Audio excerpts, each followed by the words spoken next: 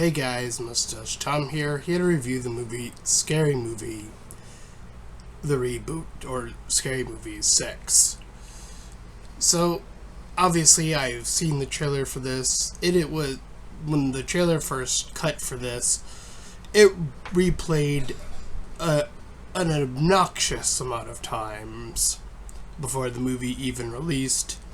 And I would even go as far as to say I think the trailer revealed way too many of the references that this movie was going to be implementing. Because I do think that, at least from one of the reviews I have heard, that this movie explicitly isn't good because it makes too many references. And I don't think that's a great criticism by any stretch. Though saying whether the movie is funny or not is, it's a tough one because it's on the, comedies, what people find funny is hard to gauge on a objective manner.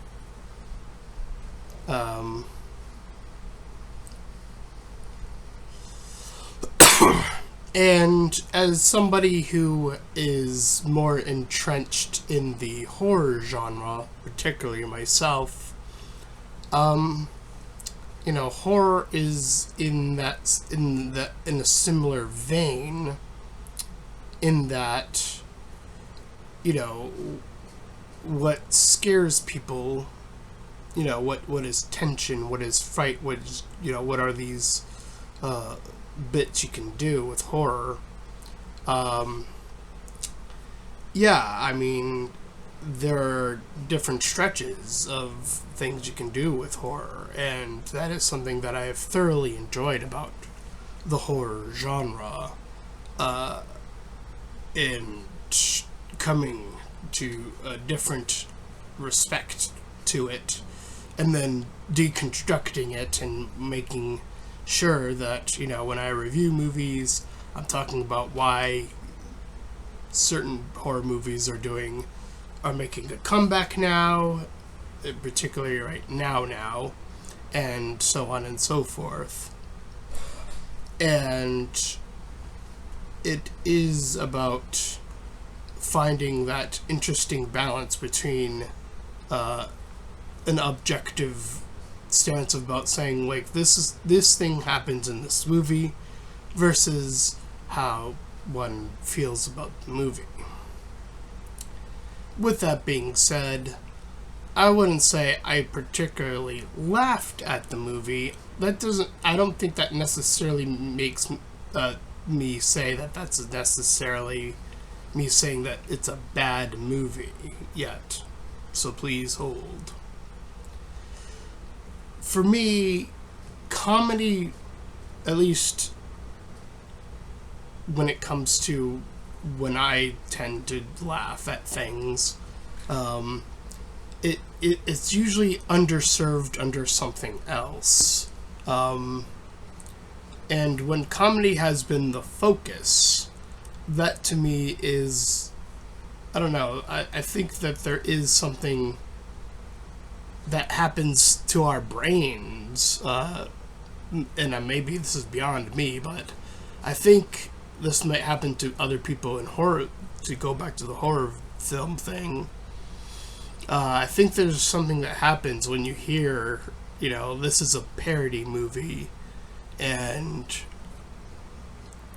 I have a sneaking suspicion that, at least when I saw a lot of people reacting to the trailers, a lot of people are like, ooh, that reference.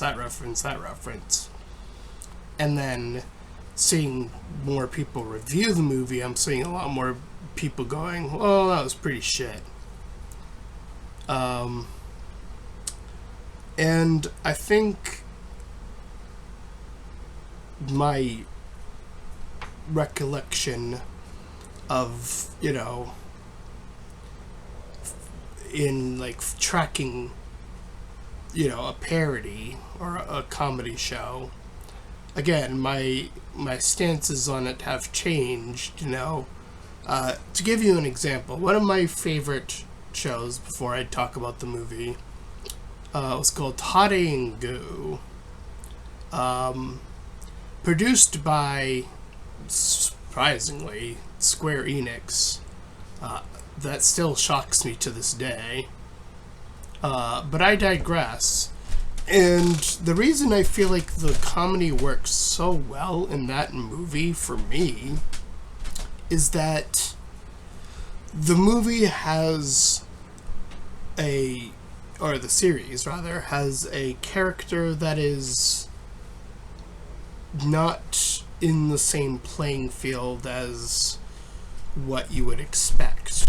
And in that sense, the Hade, the character I'm referring to, he's the the serious guy. He's the one who's just trying to get by. He's just a little guy just trying to do his thing, have a normal day, but the normalization refuses to happen because of Goo, and then everyone else by extension because of Goo. But, and thinking about, like, other shows, like, I used to watch Bo, and to me, like, there is a level of absurdity that Bo just goes to that, I don't know, I don't feel like you don't typically see in parody movies these days, and I don't think that this movie quite gets there at any point. Like, Cat's doing math, like advanced math, that bit lives like rent-free in my mind in Bobobo as like one of those just weird, like, where excuse me, where are we even going with this bit? I'm kind of intrigued to follow it, even though that is sort of like the end and start of the bit. But I digress. So the movie begins in New York, where the Wayne's brothers call up Diana about wanting to do a new scary movie. And the immediate joke to start this movie off, as it were, I'm going to try to point them out as I can, but she talks about how people don't read or can't read the subtext, so they are immediately mocking the audience.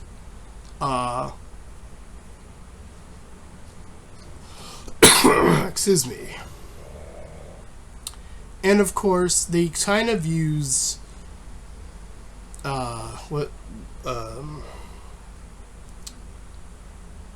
not stab, slap, oh god, I'm trying to remember they use they use previous scary movie stuff later on, but they are primarily following Scream, the two more recent movies, as sort of like the very thin plot followization of this movie, while then making references and jumping to other events. So that is like the premise.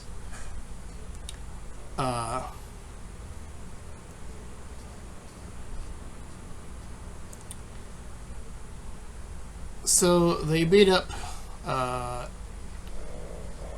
Ghostface briefly, but Tuesday, who is, I guess, the main character, as it were, and her sister are immediate victims, and again, this is following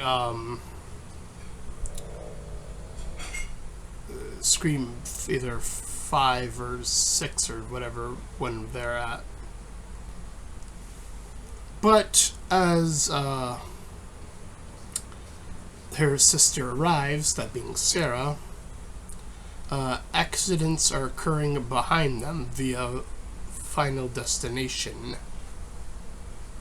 In specific reference to Bloodlines, as the boy makes his way out and survives because he thought he picked up a lucky penny, and then he gets smashed, obviously.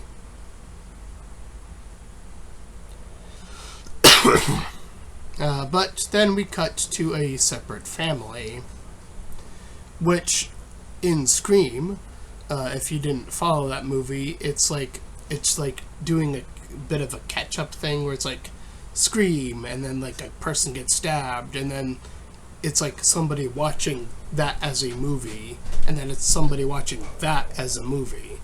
It's like this weird, almost looking at a mirror in a weird sense of like, oh, we are like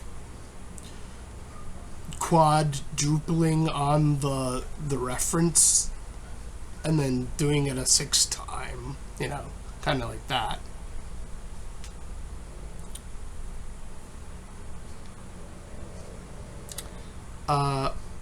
Anyway, so we then meet another new character, a boy who is a trans boy, I believe is the bit here, who the cop is the dad. So the cop drops him off, and so on and so forth.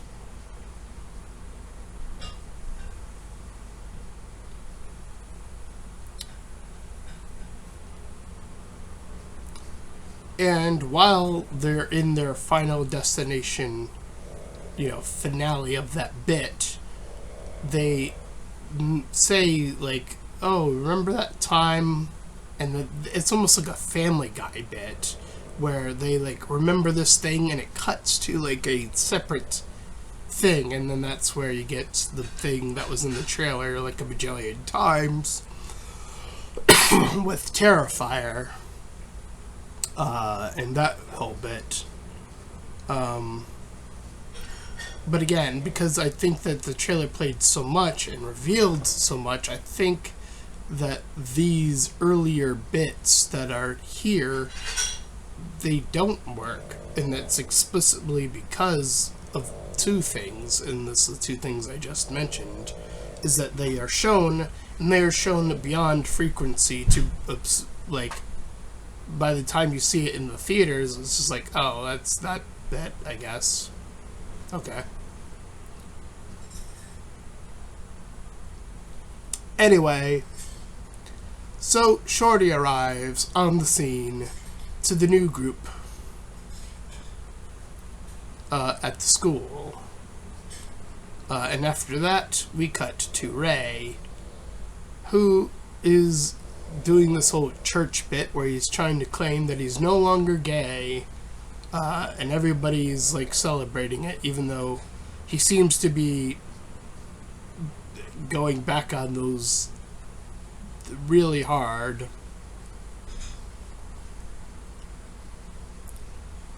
I digress in saying that bit transitions us into the hospital, where now Sarah and Tuesday are currently, and Jack also arrives.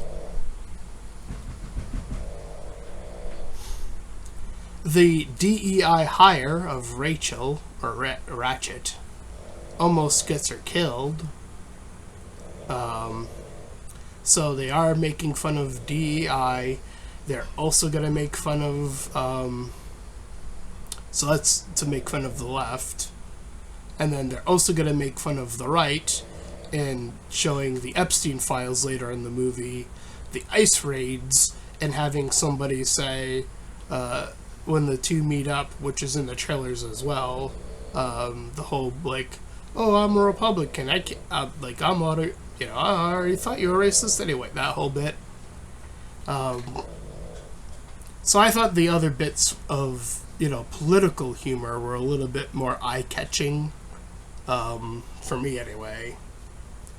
And I was watching Angry Joe's review when he said that those weren't funny, and I gotta say, as somebody who's watched South Park already do that bit, the making fun of ice, I gotta say, comedy is complicated, right? In that you kinda have to be in the know of a lot of things that are currently happening in our society. And there was this bit, and it always frustrated me, and I forget who said it. It might have been someone who was talking to Conan, or if it was Conan and O'Brien. And he said something about, or someone said something to him about how it's not fun to make fun of Trump anymore. And that bit frustrated me. And that the excuse was, and that's what I called it, an excuse, because it is. His excuse was that the world, the real world, is becoming the comedy in a dark sense. And there is, in comedy, there is often tragedy. If you don't know this, please look into comedy, like actual lore that is true. And I couldn't help but be frustrated, because I think that's the biggest bitch cop-out you can tell people, honestly. Like saying, oh, you can't make fun of Trump, the boys, like, EFAP, like, this bitch attitude of just being like, oh, it's not funny, they're making political humor, it's too on the nose. It's like, yeah, that's fantastic that it is on the nose. And it should be. That's actually, because it's a double joke. That's what makes it funny, is that you don't understand that because you don't think it's funny, that's explicitly what makes it funny for someone like me. Because I know that it actually does get under their skin. Because they can't help but mention it. Have you ever noticed that? They're like, ooh, baby noises. And it happened again after, and it had nothing to do with Eve. Well, it actually kind of does, but God of War Lao Fei was announced, and instantly, within moments, I saw the immediate heel versus babyface video pop off, and just absolute sexism for like 90% of the video, with like 1% of even a sliver of perceived like that's the boys. How like that's the thing that you think that they're not making fun of you for. That's that 1-to-1. It's insane that even after the joke is made, they make the joke that they put on the clown makeup. They put on the nose. They go, honk honk, I'm a clown now. Please give me money. I'm a grifter. That's EFAP. That's EFAP now. To me. Like, they're a joke. And now I know that Mueller's a shitty writer. He put out his movie, his short film, and it's his writing. He can't write characters. Turns out. So hopefully he can get better at actually writing a character one day.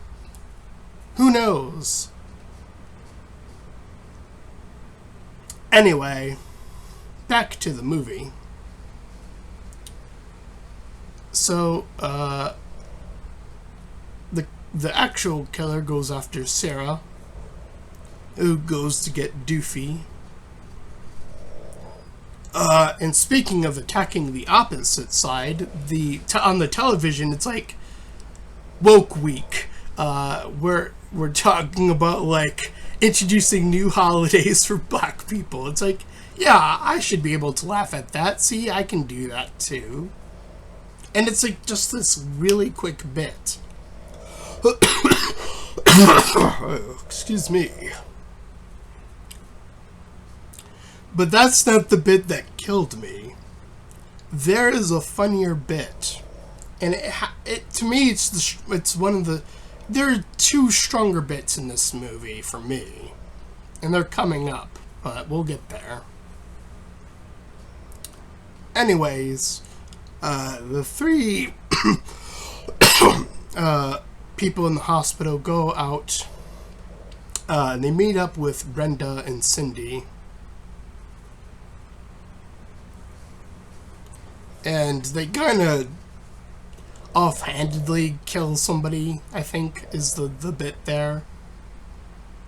And then they immediately attack the right, where Doofy gets off scot-free of being a killer from another previous Scary Movies because he stormed the Capitol, so he got fully pardoned.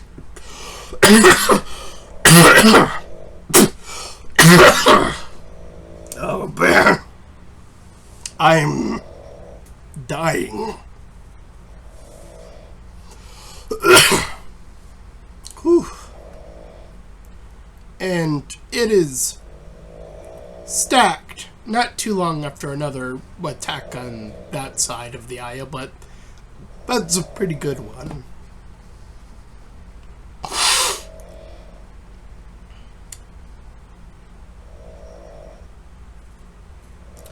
So the cops are called and they get stabbed.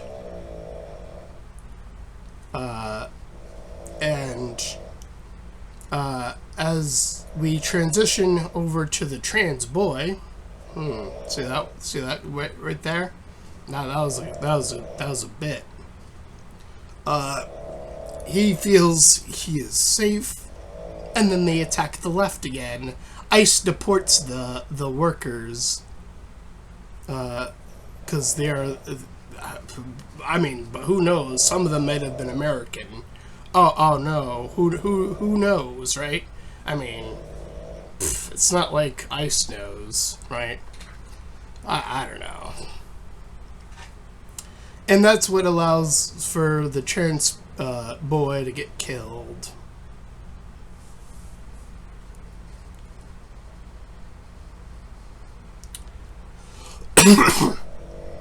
Which transitions us into Gail.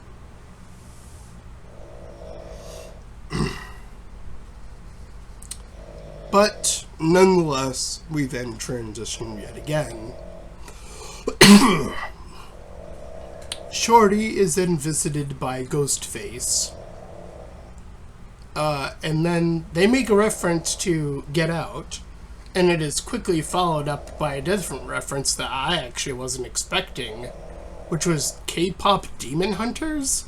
And they fully animate this, by the way, which is like, okay, Scary Movie. That's an unprecedented level of, like, putting in skill that I didn't think that they were even gonna put into a movie.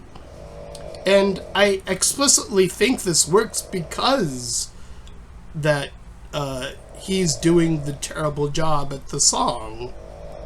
That's the bit. The bit is he's terrible while everything else around him is spectacularly animated. It's like, that's incredible.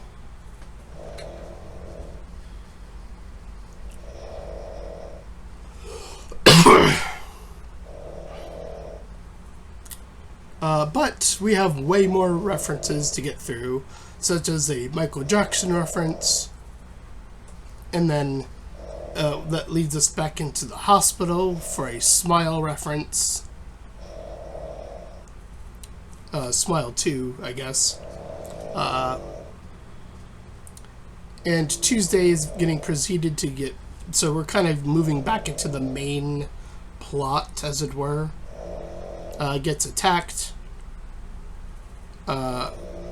With Jack fainting, being surprised.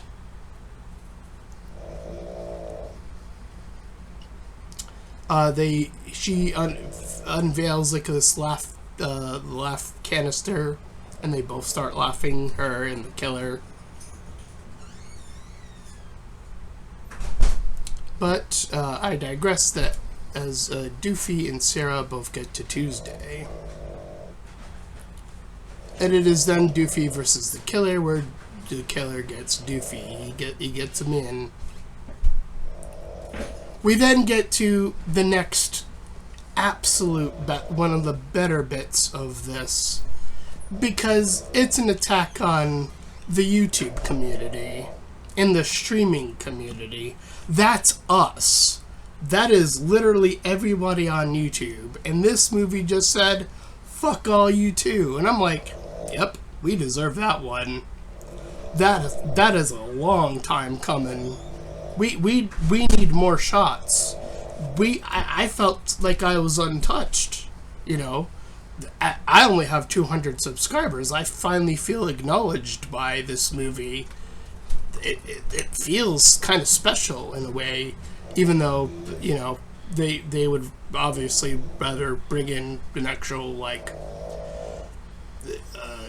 a streamer that's popular, like Kai Cenat, to play in the movie, to get killed, obviously, later on, but I digress. So Shorty gets paid to be a streamer, which he equates to being paid to do nothing. So video games is the equivalent of doing nothing for these people, which, you know, you could just retort that back, just saying, just talking and trying to make jokes, that's nothing, you know? See, I could retort that right back to the movie. That's the beauty of the joke, is that it can work both ways. That's why it's so strong to me. That's why it works for me.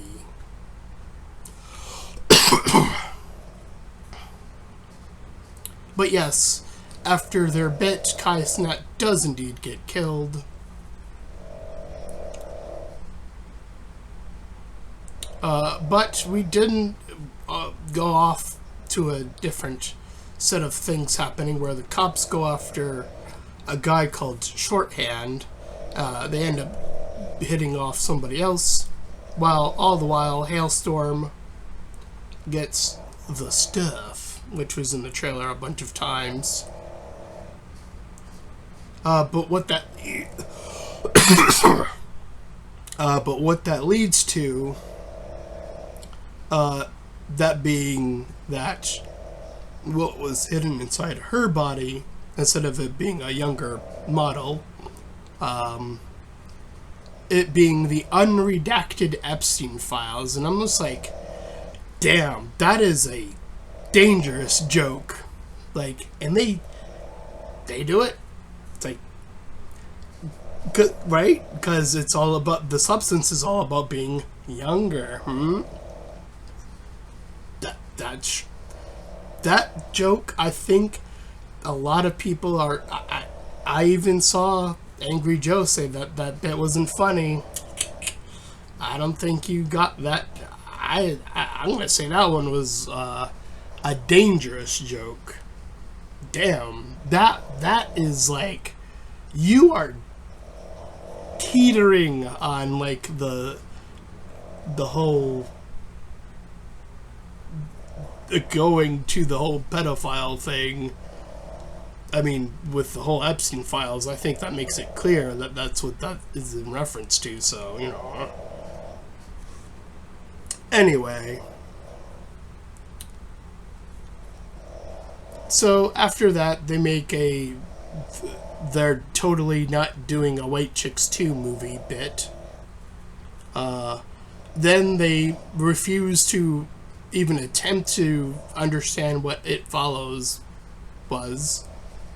which is another reference to a movie that came out. It Follows. And to be fair, and after that, they make a reference to Candyman, who handed out candy to a bunch of kids. And that is the reference that led up to the weapons reference that we saw endlessly in the trailer. I did like how one of the kids mentioned how it looks like a Naruto run, and I'm like, yes, thank you. That is what that kind of looks like. Weapons, hello? Like, yes. That shit does look goofy as shit. Thank you for pointing out the most obvious thing to make fun of in weapons. Is that goofy ass run.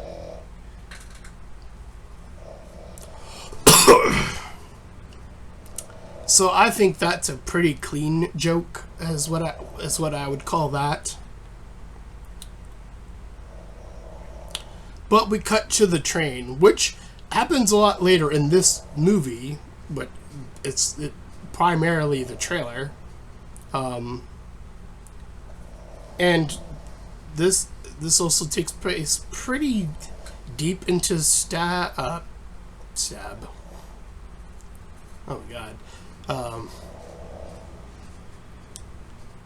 The Stab series, whatever. I forget if that happened, if where the train happens in that movie, or in 5 or 6, but I digress. So, this is the they-them joke, back to attacking the left. Because they ain't stopping. Oh no! Because, you know, the lady who notices them getting stabbed, the lady goes, as everyone sees in the trailer, she points up and says, "You stabbed her," and then the correction of like, "You stabbed them." And it actually goes on to a bit that I didn't see coming, quite frankly, where after that, it's like she kind of goes off calling her a Karen, and then she ends up saying, "And I am a Karen," and then she ends up stabbing them, as it were. And then, like, they're not dead yet, as it would turn out. So this is like a scary movie, like, it referencing another scary movie in one of the previous one, where it's like several people stab the person. It's like you're making a scene. So behind the Karen, as it were, that was literally named Karen, is this guy who's like, doing some bit, and then she kind of goes on, they kind of go on about doing a reference to toxic masculinity, and he's like, the guy responds with like, "I'm not in toxic masculinity, maybe I will," blah, blah, blah, blah, and then stabs them.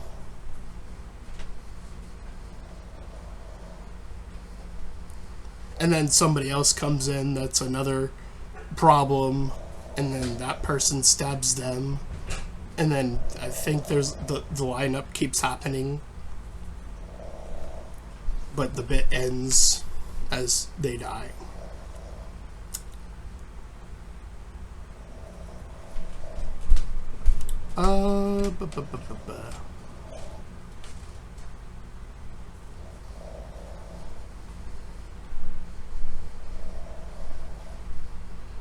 Then, after that, we get the bit where the sinner's moment happens, where the three try to enter into the house. You've seen it in the trailer with the half-gay shit tons of times, I'm pretty sure.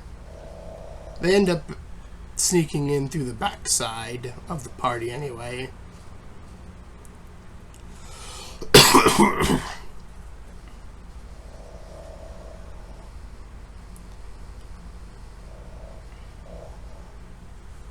And so,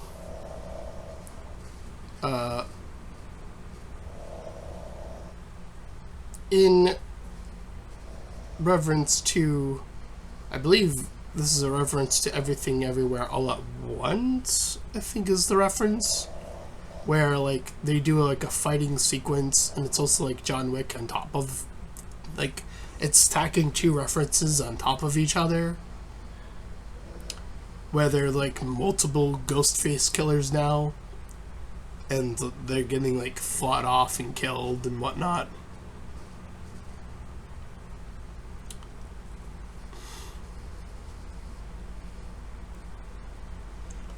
But who are the remaining characters? They're the two moms of the two protagonists that set off the movie. So the mom of Tuesday and Sarah, and then the mom of the other character.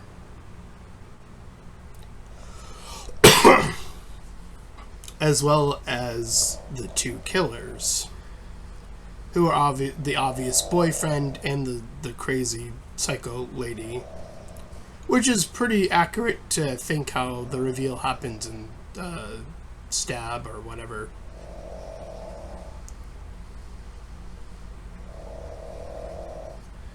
Scream. I keep saying Stab now.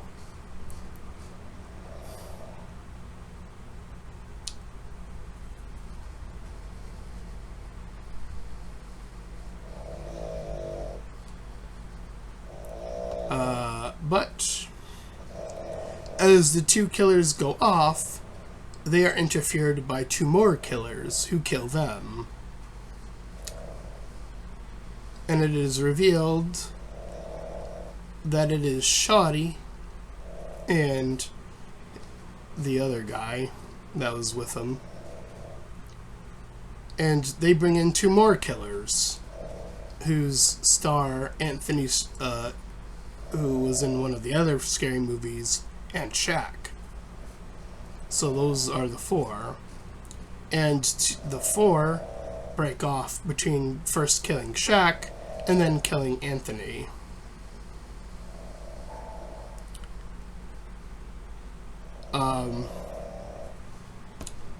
And so it is down to two killers and four,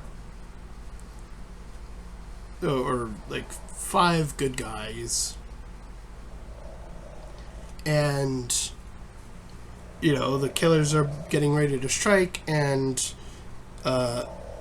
Tuesday and the sister pipe up saying, like, how it's unfair that, you know, the OGs are, like, just taking over, as it were.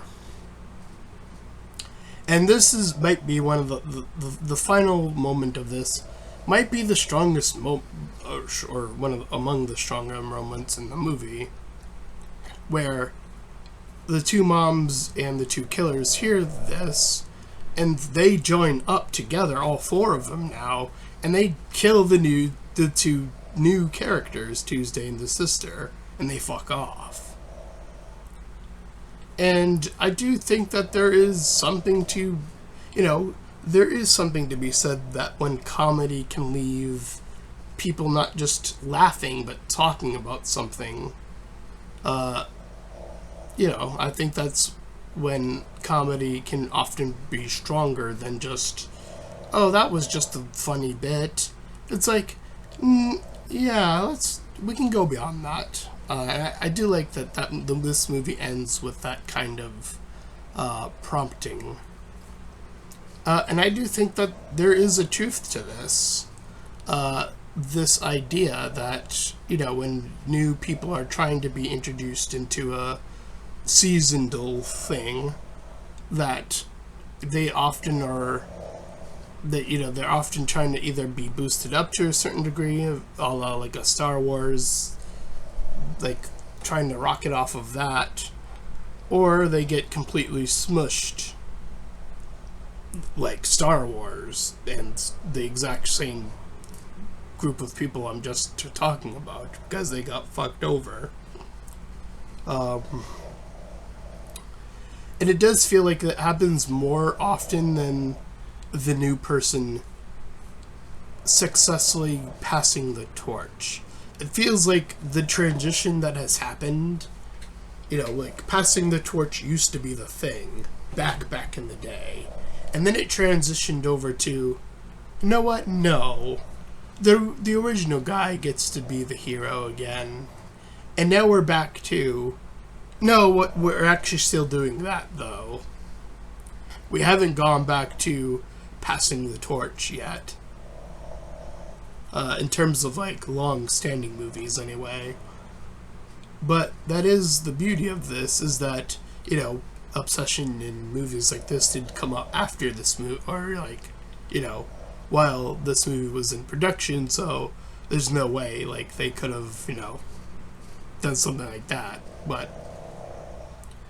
I digress in thinking like, yeah, like at least when it comes to longer standing series, it's like, man, dealing with newer characters is a rough deal. It feels like a lose-lose situation. It truly does. Like, as somebody, who would want to get into the business of being in a movie myself, I have no shame in admitting it. Like, say if I were offered a role in a movie of, like, I don't know, like the next Scream, right? Let's just say that ended up happening. Like, I would personally take it up, but like, what would be my worth as the new guy is the question that I would be asking internally while just saying, yes, sir, I will take that chance. Thank you. I will, be the good scout boy, salute, all that good stuff. But like internally I'd be like saying like, damn, like, am I gonna die? Am I gonna get like panned as like this nobody that nobody cares about because I'm the new guy? How's it gonna pan out? The chance of passing the torch to somebody new doesn't seem very optimal anymore. I haven't seen it happen in a while successfully. If you ask me to point to one, I don't think I could, because I don't know, right? And I do think that ending the movie that way is like sort of like a, damn, that kind of did make me think like, oh, it's a good job, Scary Movie. I do think that there are stronger bits in this movie than I think that a lot of people won't give this movie credit for. And I do think a part of that is because the trailer did play, I would argue, a little bit too much. And the trailer, in it of itself, also revealed a bit too much. I would have just made the trailer shorter, have a lot less bits shown throughout the trailer. Like, maybe it's just the train bit. Like, that, maybe that's just the entire trailer. That's it. That's the only bit you see.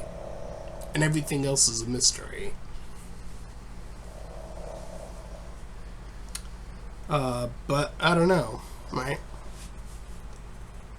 So who knows where Scary Movie goes next? Because they did kind of just kill off the two new characters, so where's the new, is there going to be any new blood? Is it just going to really just be the OGs tightening up, hopefully? Who knows, right? But as of this, I do understand why they stacked as many references as they did. It has been a while. That makes sense. So I can understand why they made so many references. And I get that certain people are criticizing, like, they overshot the amount that they could have been doing there, but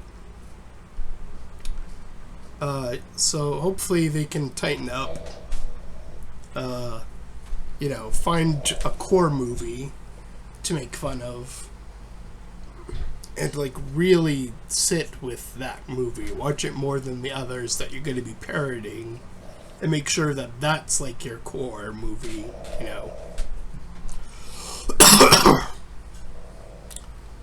And the other bit that I would want to see from Scary Movie moving forward is, I think, what the bits that make comedy, again, work stronger for me is when you don't expect comedy to happen. And I think introducing other genres, you know, they do the whole action bit here, very, very briefly though, but like doing something a bit more dramatized or something a bit more, I don't know, like like almost seeping into the romance. I don't know, like something that makes it almost seem like it's not gonna be like a traditional scary movie, and then play off of that idea.